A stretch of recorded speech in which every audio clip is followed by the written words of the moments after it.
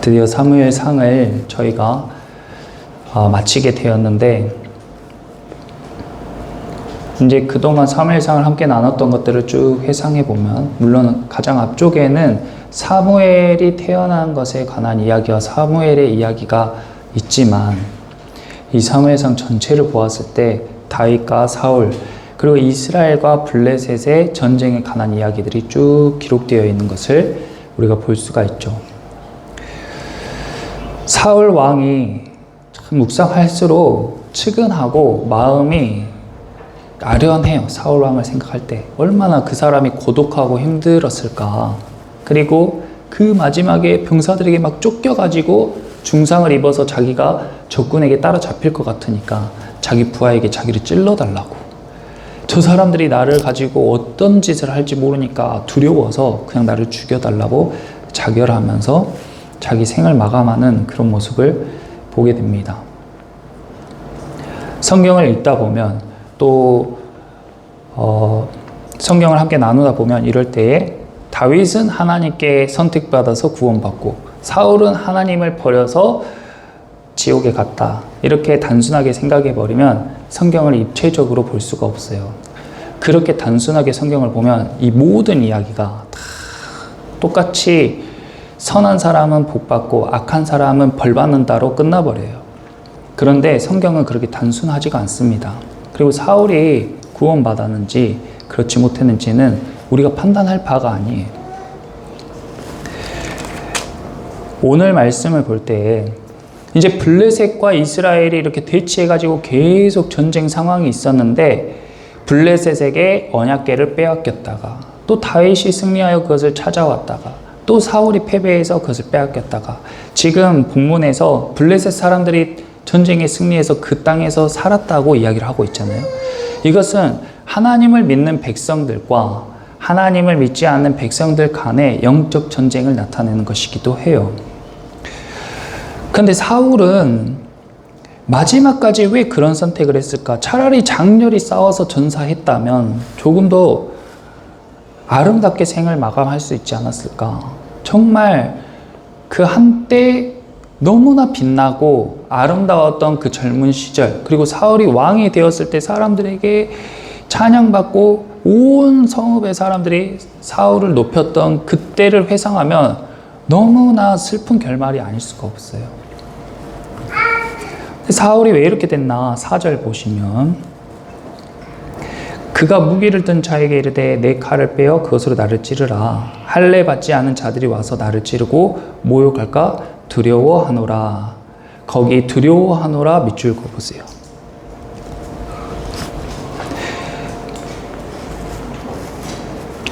사울이 이렇게 된 것은요, 두려움 때문이었어요. 그의 생애를 쭉 돌아보니까 두려움 때문이었어요.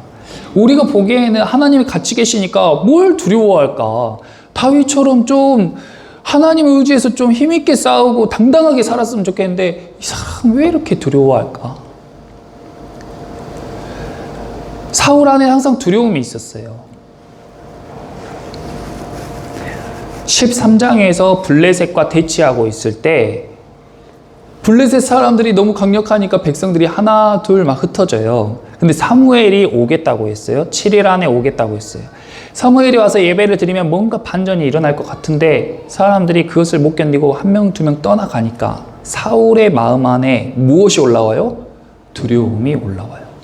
이 사람들이 다 떠나버리면 어떡하지? 블레셋과 싸워서 지면 나는 어떻게 되지?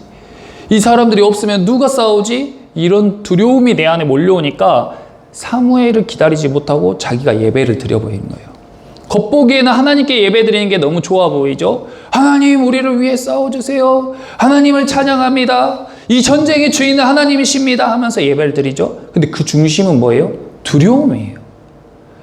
자기의 두려움을 덮기 위해 하나님을 이용하는 거예요. 이 사람들이 나 대신 싸워줘야 되는데 사람들이 흩어지는 것을 막기 위한 방책이에요.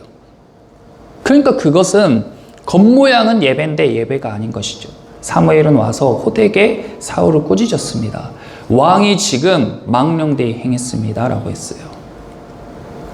두려움 때문에.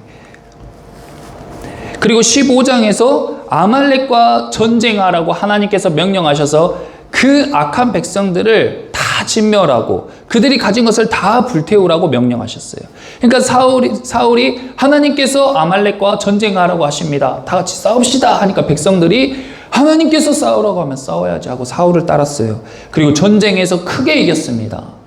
그런데 아말렉의 전리품을 보니까 너무나 좋은 것들이 많은 거예요. 분명히 하나님이 다 태우라고 했는데, 다 진멸하라고 했는데 허름한 것들, 흠 있는 것들만 죽이고 좋은 것들은 다 꼼쳐놓은 거예요.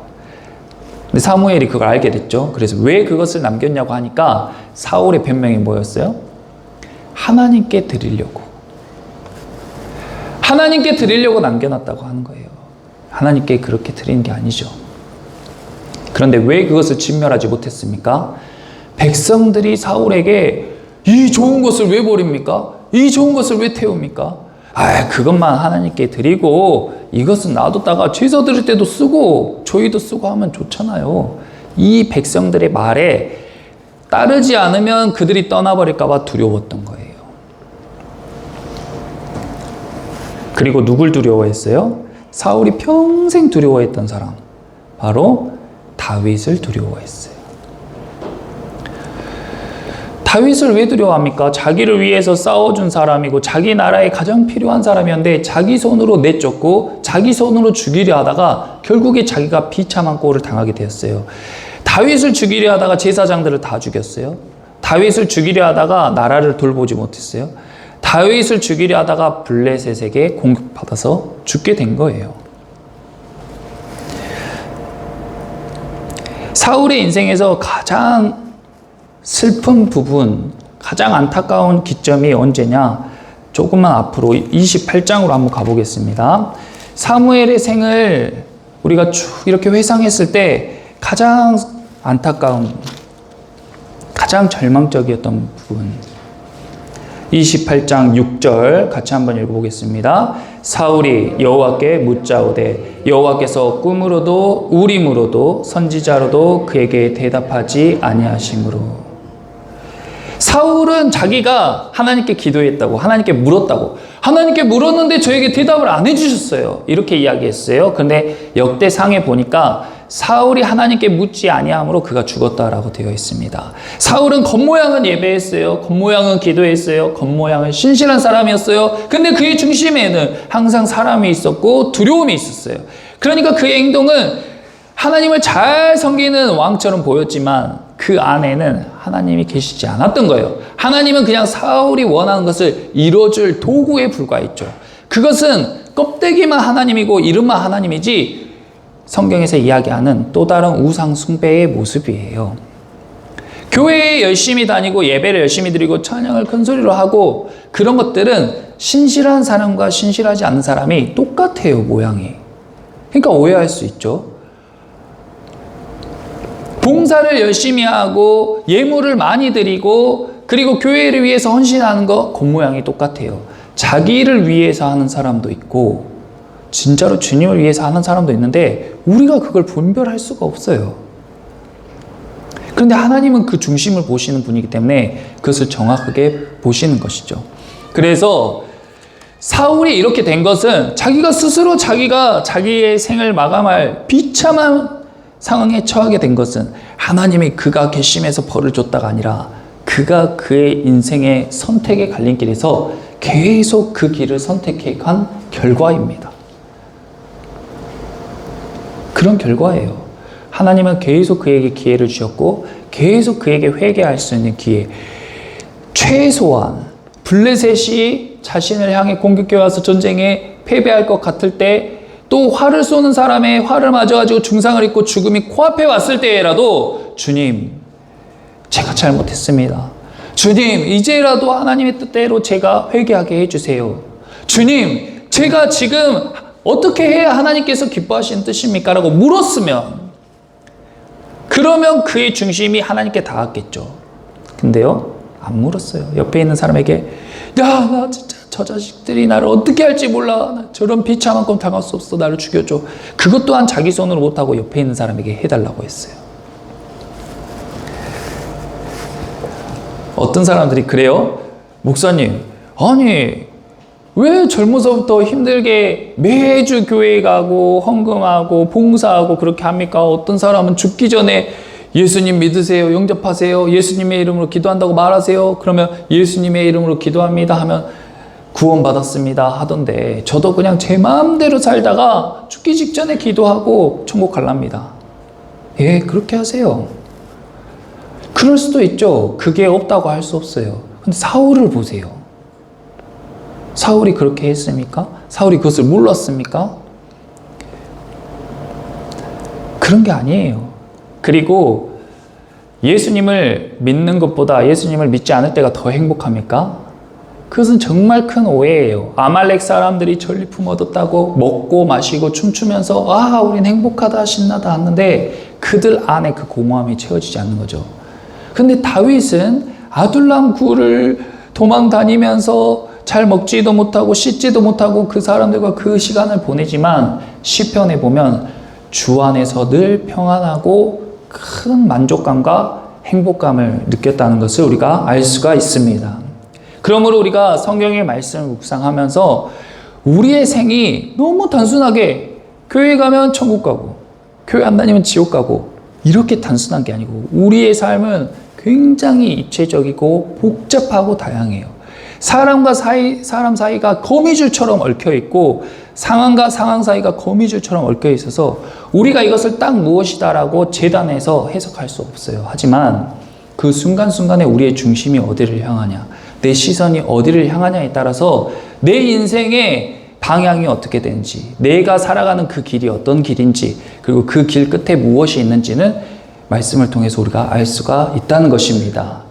우리 여기 앉아 계신 저와 여러분 모두가 살아가는 중간에는 사울같이 행동할 수 있지만 우리의 마지막은 사울처럼 되는 것이 아니라 다윗과 같이 되기를 예수님의 이름으로 축원합니다.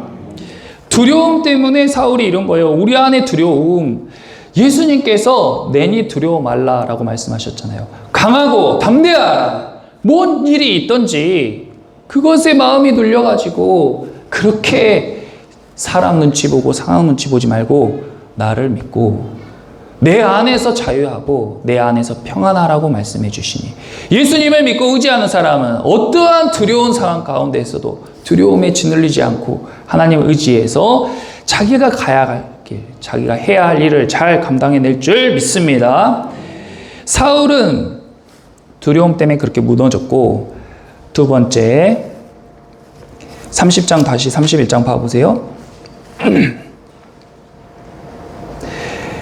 9절, 블레셋 사람들이 이제 전쟁에 승리한 다음에 사울과 그 아들이 죽었는지 살았는지 어디에 있는지 찾으려고 시체들을 뒤지는데 길보아 산에서 사울과 그의 아들이 죽은 것을 보았어요. 그리고 나서 9절에 같이 읽어보겠습니다. 사울의 머리를 베고 그의 갑옷을 벗기고 자기들의 신당과 백성에게 알리기 위하여 그것을 블레셋 사람들의 땅 사방에 보내고 그의 갑옷은 아스다롯의 집에 두었어요. 그의 시체는 벳산 성벽에 못 박았어요.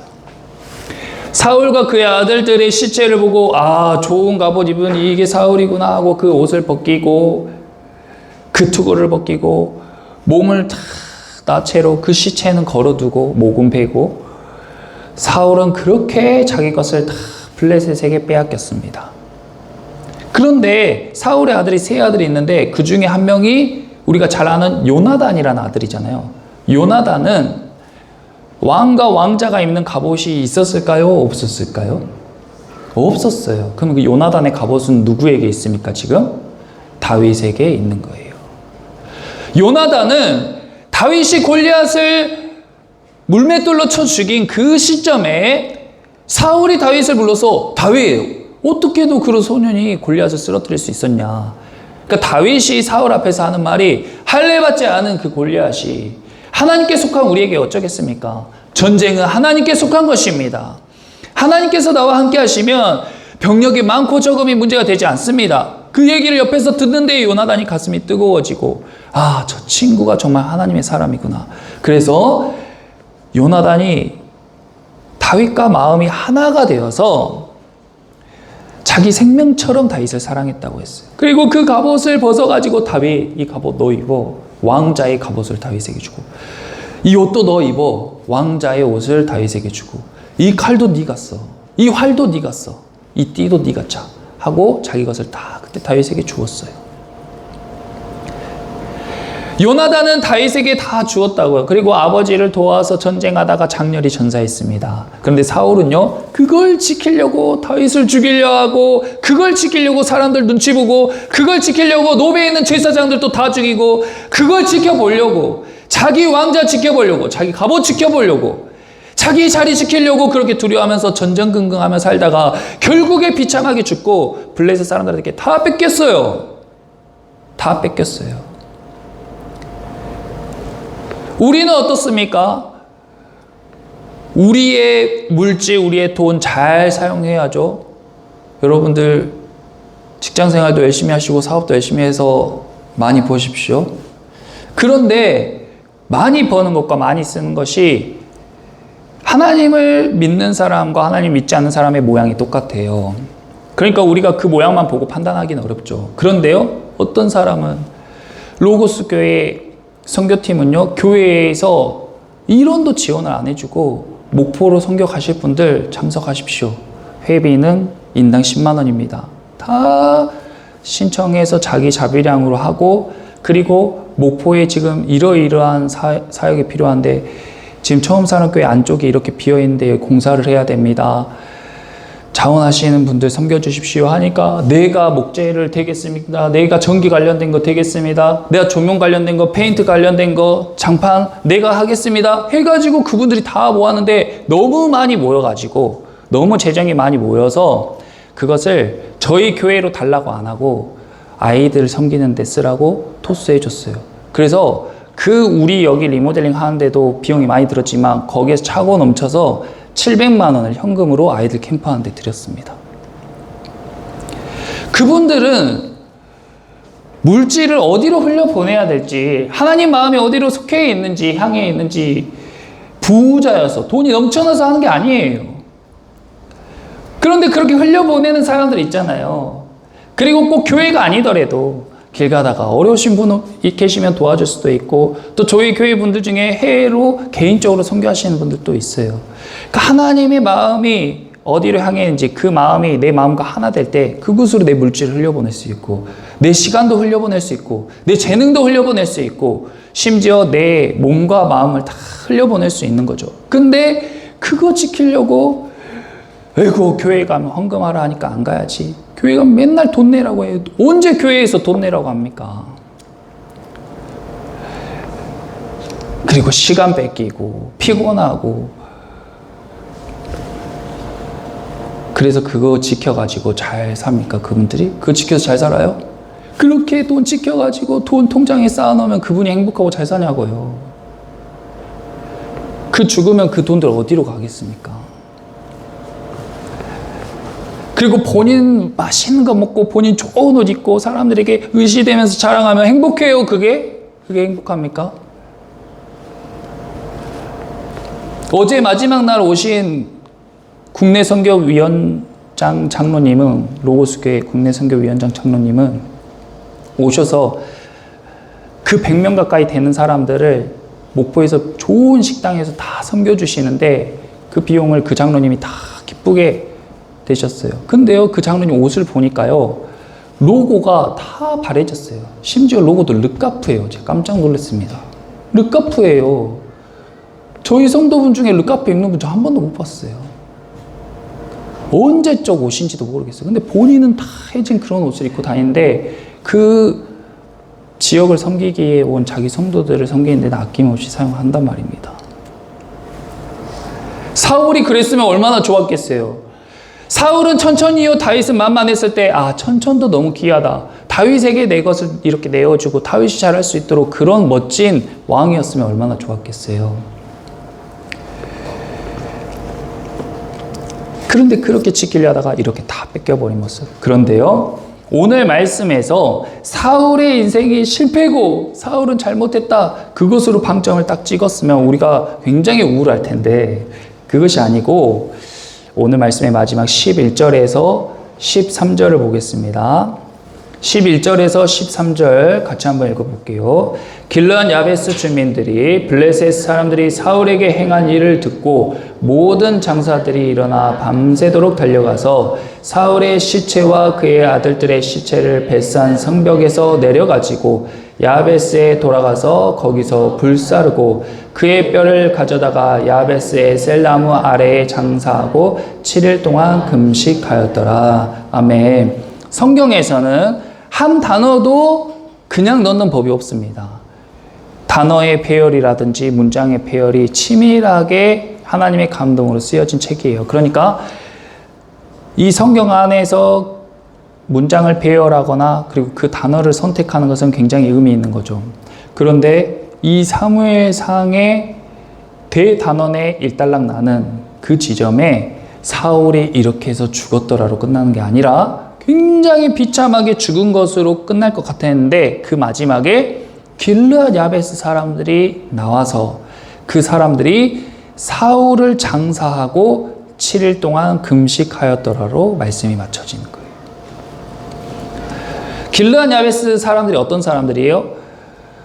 사무엘상 11장에서 길르앗 야베스 사람들이 암몬의 나하스 장군이 쳐들어와 가지고 그들을 죽이려 하니까 길르앗 야베스 장로가 우리가 항복할게, 너희 뜻대로 하라는 대로 할게, 우리를 용서해줘, 우리를 그냥 이렇게 노예로 삼아줘 그랬는데 이 나하스가 아 그래 너네 노예가 되려면 너희 오른쪽 눈알을 하나씩 다 뽑아야 된다. 이리 와라 내가 다 뽑겠다 하니까는 너무 기겁해가지고 어떻게 하면 좋을까 하면서 이스라엘에 이야기했는데 사울이 그 얘기를 듣고 농사를 하다가 그 소식을 듣고 자기가 농사하던 소 2마리를 바로 각을 따가지고 12지방에 다 보내면서 지금 우리가 이렇게 우리 일 아니라고 있을 수가 있냐, 하나님을 모욕하는 저 사람들이 저렇게 행동하는데 길르앗 야베스 사람들을 위해서 우리가 함께 싸우자 해서 몇십만 명의 사람을 모아서 가장 선봉해서 전쟁에 승리했습니다. 그 전쟁이 사울이 처음으로 승리한 전쟁이었고 그때에 성경에 이르기를 사울이 하나님의 영에 충만했다라고 쓰여 있어요. 이 사무엘상은 사울의 생애의 마지막을 회상하면서 그가 가장 빛났던 순간, 하나님께서 그를 기억하시는 순간, 그때를 11장에 그가 하나님의 영에 충만해서 순수하게 자신들의 백성들을 위해서 싸웠던 그때 그 시절, 그리고 그때 그 사람이 잘한 그 행동으로 인해서 길르앗 야베스 사람이 지금 시간이 얼마나 흘렀는지도 몰라요. 10년인지 20년인지. 근데 그 오랜 시간 지난 그걸 잊지 않고 간직했다가 목숨을 걸고 적진에 가서 그 시체를 가져와서 7일 동안 장사하고 금식했습니다. 누가 알아줍니까?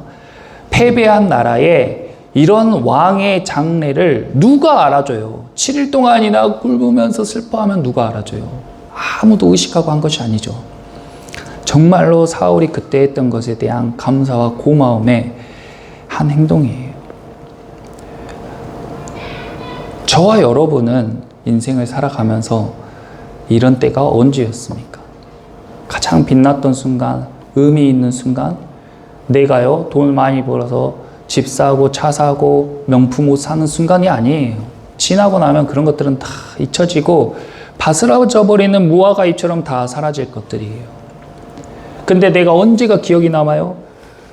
뜨겁게 눈물 흘리며 기도하며 예배했던 순간, 정말 내가 누군가를 위해서 하나님의 마음으로, 긍휼한 마음으로 그들을 돕기 위해서 내 열정과 내 시간과 내 물질을 드렸던 그 순간, 내가 누군가를 위해서 정말 무릎 꿇고 눈물 흘리며 기도했던 그 순간이 정말 기억에 남는 그런 순간이잖아요. 그리고 그 은혜를 받은 사람들은요, 오랜 시간이 지나도 기억하고 보답하게 되는 것입니다. 그리고 그것을 가장 잊지 않고 기억하시는 분이 우리 주님이세요. 그래서 우리가 사울의 생애를 돌아볼 때에 그는 하나님을 따르지 않아서 구원받지 못했어가 아닙니다. 우리의 삶은 사울과 훨씬 닮았어요. 우리 삶은, 저를 포함한 우리들의 삶은 사울을 훨씬 더 닮았다고요. 그를 마음에 품고 그가 빛났던 순간, 그도 한때 여호와의 영에 충만했고 그도 한때 사울이 선지자가 아니냐 할 정도로 하나님의 영에 민감했던 사람이었는데 그 처음 사랑을 잘 보존했다면 어땠을까? 그리고 내 생애를 다시 한번 돌아보면서 사무엘상을 마치는 이 시점에 우리가 아, 사울과 같이 나도 이렇게 될 수 있는데 하나님께서 말씀으로 깨닫게 하시니 감사하다. 우리 이제 남은 삶을 우리 가운데 찾아오는 두려움과 사람들의 시선으로 흔들리는 그것에 따라서 선택해서 내 삶의 길을 걸어가는 사람이 아니라 하나님의 영에 감동하고 하나님의 영에 예민하게 반응하면서 주님과 마음을 같이 하고 주님과 동행하는 우리가 되어야겠다라고 기도하시는 저와 여러분 되시기를 축원합니다. 기도하겠습니다. 할렐루야. 살아계신